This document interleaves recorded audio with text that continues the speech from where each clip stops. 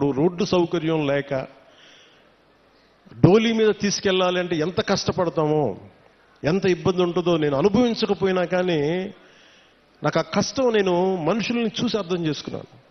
అందుకనే మనం రాగానే ముఖ్యమంత్రి చంద్రబాబు గారు దాదాపు 49 కోట్లు ఇస్తే వెంటనే మేము చేయగలిగింది ఏంటంటే, వెంటనే ఈ మన అనంతగిరి మండలంలో ఒక పర్టికులర్ గ్రామానికి వెళ్ళి అక్కడ సకాలంలో పొలంగూడ గ్రామానికి, మనకి శ్రీకాకుళం జిల్లా కొత్తూరు మండలం గొట్టుపల్లి నుండి పొలంగూడ గ్రామానికి నూతనంగా కొత్తగా బీటీ రోడ్డు నిర్మాణం చేపడితే మొదటిసారి ఆ గిరిజన గ్రామంలో అంబులెన్స్ కూత వినిపించింది.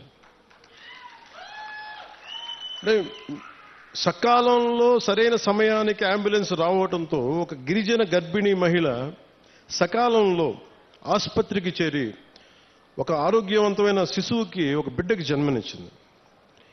ఈ రహదారి ద్వారా 6 గిరిజన